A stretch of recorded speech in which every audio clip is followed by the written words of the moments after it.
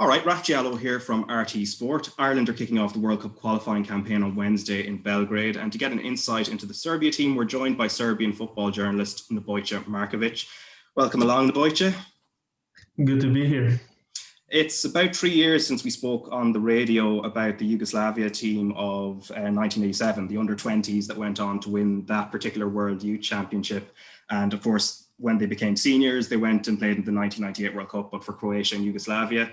Dragan Stojkovic was the Yugoslav captain in 1998 and the star of 1990. But of course, now he's the Serbia manager. And probably this is the best place to start. Why was there a change of management, and was he the leading candidate the whole way through? Well, the change came naturally because we failed to qualify for the Euros that are about to happen this summer.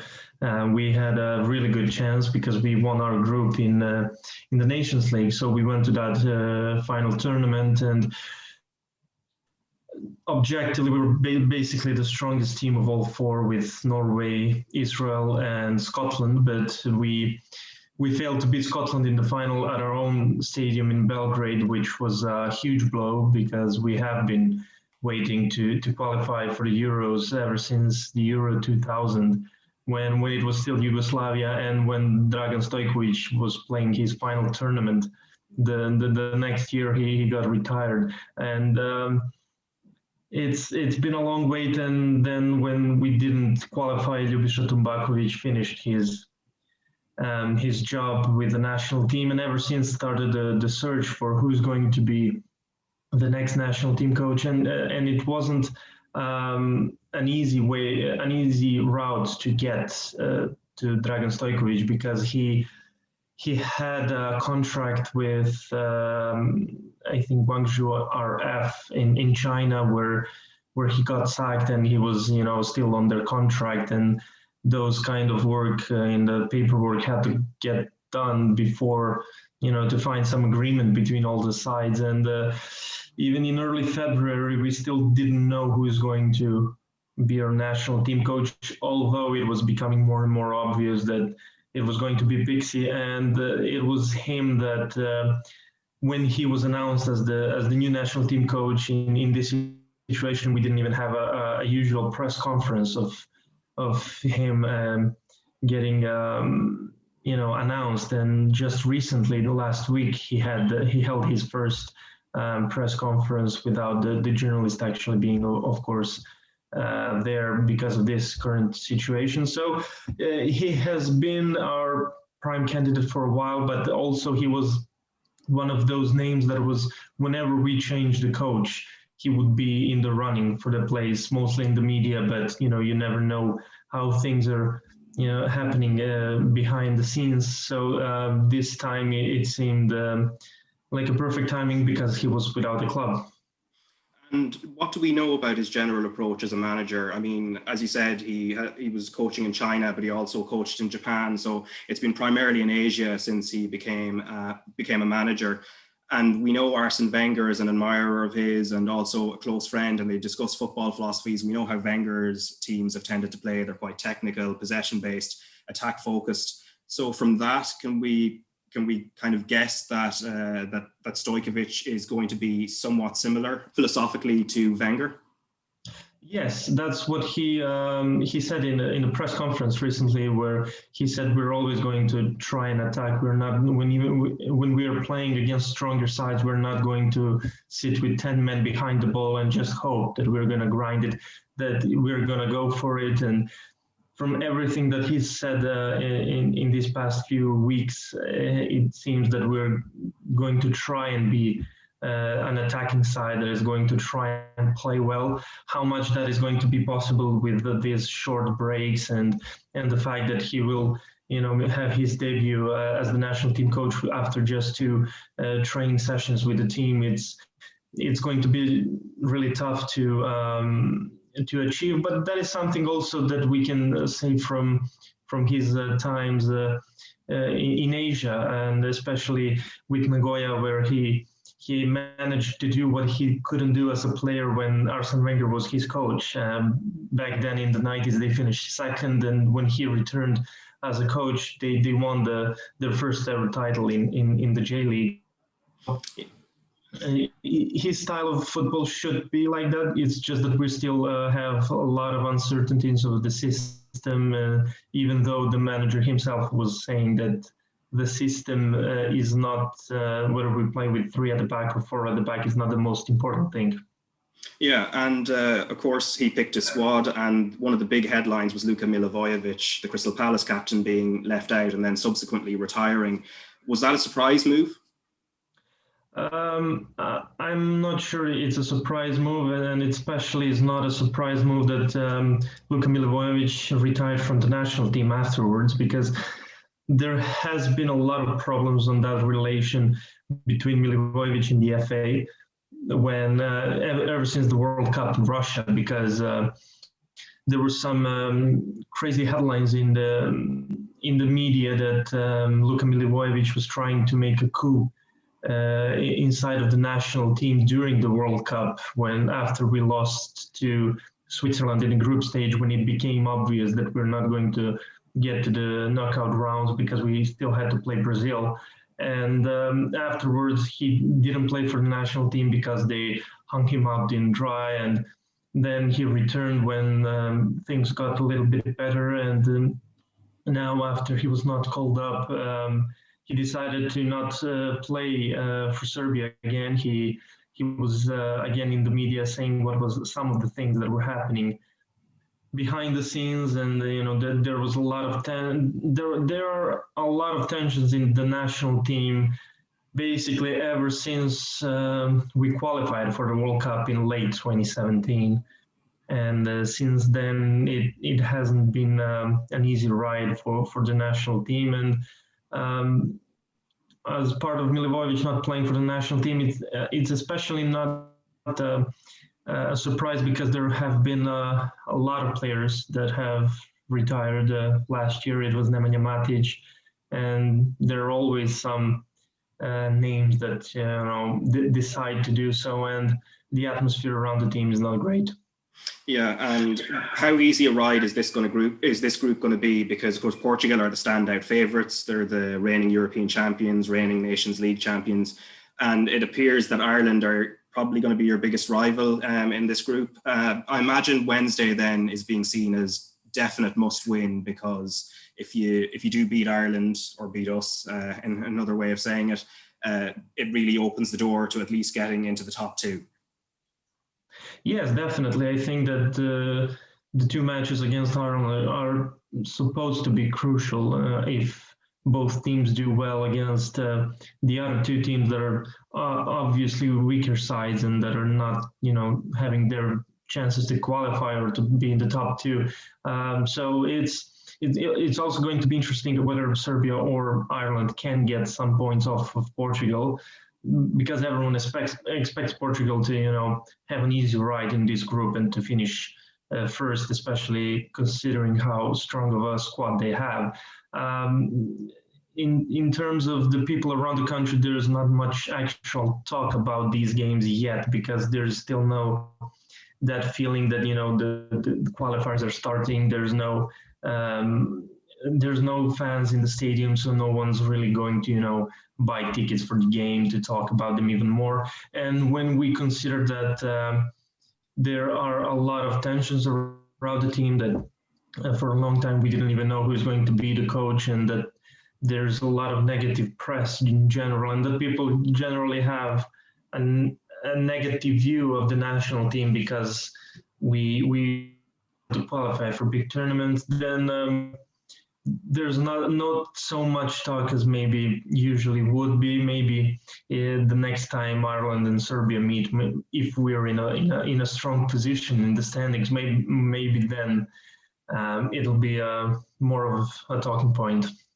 Yeah, you mentioned one talking point there, which is, of course, the empty stadiums. And I was on Ireland press conference duty yesterday, and Kieran Clark, one of our defenders, I just asked him, because he did play in the Belgrade game in 2016, and he just remembers the atmosphere being a little bit hostile, as every away ground would be. And he sees it as a slight advantage this time without the Serbian home fans there. You're going to be in the stadium, and how how much of a factor do you think that's going to be? Because as every home team would like, you'd like to have the fervent home support to put pressure on the opposition and drive yourself forward. And I wonder, do you kind of agree with Clark in the sense that it does give Ireland a little bit of an advantage going there? There are no rules with our national team. Sometimes it's really good when the stadium is full. Sometimes they just, don't get anything off it. Maybe they become even more nervous. In the past and in the last 15 years, there have been a lot of occasions when the field stadium was a big help for the team. And I remember that match against Ireland. I also remember, I think it was a game against Austria as well, that we had a strong support, but in one game we were really good and then failed to win. In the other one we lost. So it's not so big of a deal, I would say. I think that we can be our own worst enemy on the team itself, the way sometimes they know how to implode sometimes, but sometimes they can be so great and play such a mature way, the way they did in Norway in those in the Nations League playoff semifinal. Yeah, and so as you mentioned, Stojkovic, he's kind of said it doesn't really matter if you play 3 or 4 at the back. How do you expect them to line up if you were to kind of predict in terms of who's going to be in the team? I've been thinking about that, and I'm still not sure. I think that for the players we have on disposal, the 3 at the back should be the best, because we have like a perennial problem with the right back position. We have options for the right wing back and really, really good options for the left wing back. I think that we're also a bit better defensively when we have the option of playing with 3 at the back. We also played in that system in those qualifiers for the World Cup that we won the group. So I think that's the system that is better for us with the players we have right now. But it's really tough to say what Stojkovic will actually do. Yeah, and especially considering, as you said there, I guess it gives more protection for the defence, but your attack and your midfield, I mean, Milinkovic-Savic, you've got Tadic, Grujic, and also Jovic up front. We'll get to Mitrovic a bit later on. He's obviously not in form, but it seems in terms of balance of individual players, the strength is from midfield forwards. Yeah, when you start mentioning players' names like that, it feels like we're some kind of a dark horse at the Euros, and we're not going to be there. So, but yes, we have some really, really good options in midfield, and I think the names we have, the players we have, and the way people expect them to play, we should have been easily at the Euros, and that's something that we're really, really missing for decades now. And Dusan Tadic is exceptional for Ajax. He is their captain for years, and he's guiding them again in the Europa League this season. Serbian Milinkovic-Savic for the past 4 years, I think, is every single summer being mentioned with some of the biggest teams in Europe, and that's not without the reason. Yes, we have a better balance going forwards. 10 years ago, if you would have seen our national team, you would be talking only about the back 4 because we had Ivanovic and Vidic and that kind of players.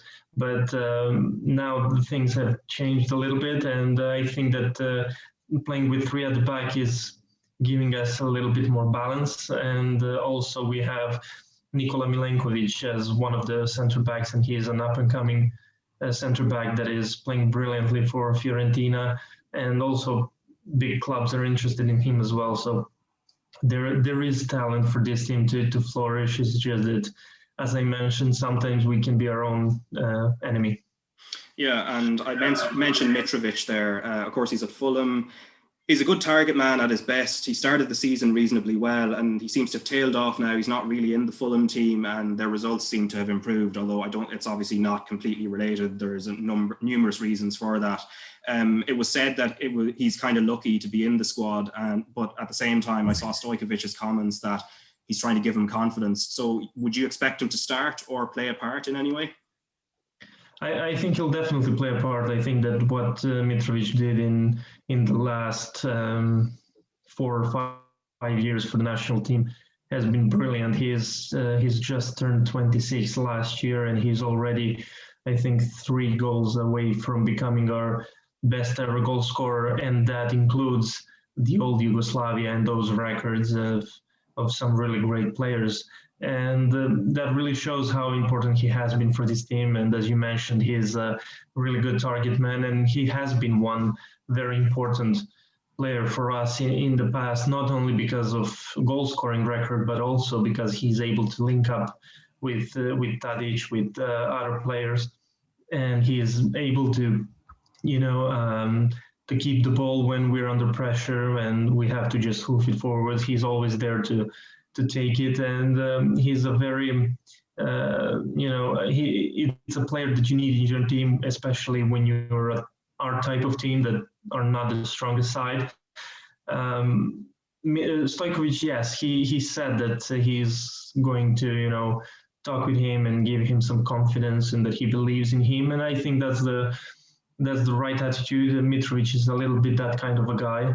He had a problem at Newcastle with Rafa Benitez, who is known to be cold to his players. And when he moved to Fulham, where Slaviša Jokanovic was his compatriot, it was a completely different story. He put an arm around him, and Mitro just started scoring goals all the time. And he's that kind of a player. He needs that, and he has had some really tough period because he was the one that missed the penalty against Scotland, and which basically meant Scotland go to Euros.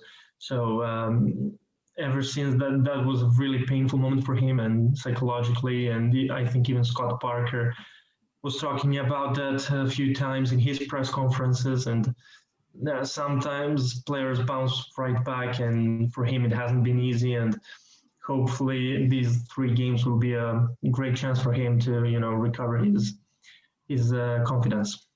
And I suppose finally, before I let you go, of course, like, you're giving us a good insight into Serbia. I'd be kind of interested what the view on Ireland is in Serbia. As you said, the games aren't really being discussed in great detail, but at the same time, I'd just be interested, are there particular Irish players that are, at least among Serbian football journalists, that, they might talk about? Maybe is it Seamus Coleman or one of our centre backs, or is there much discussion or knowledge about the Irish team? And is there even any level of concern about the threat that may be posed from our side?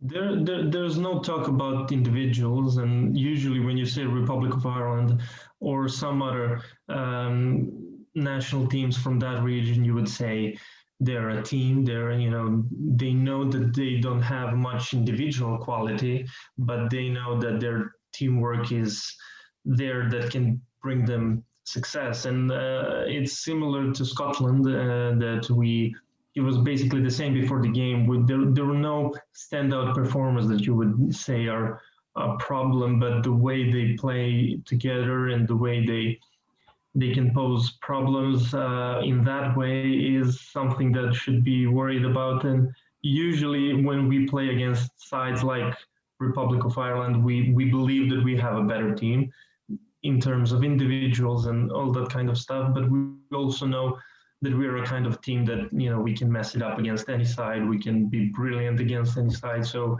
it's always as Forrest Gump would say, it's a box of chocolates. You never know what you're going to get from us. And the games against Norway and Scotland are basically the ideal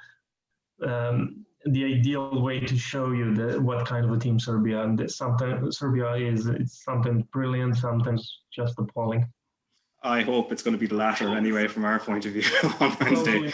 Yeah, a nice appalling performance from Serbia would work out very nicely for ourselves. But Nebojsa, that's great insight into it. I do wish you best of luck as well for the campaign. Yeah, hopefully it'll be a situation where we both qualify, as unlikely as that is. And I would imagine it'll probably be Serbia. Well, Serbia are our favourites in comparison to ourselves, but we shall see. But anyway, thanks a million for taking the time to chat to me, and enjoy the game in the stadium on Wednesday as well.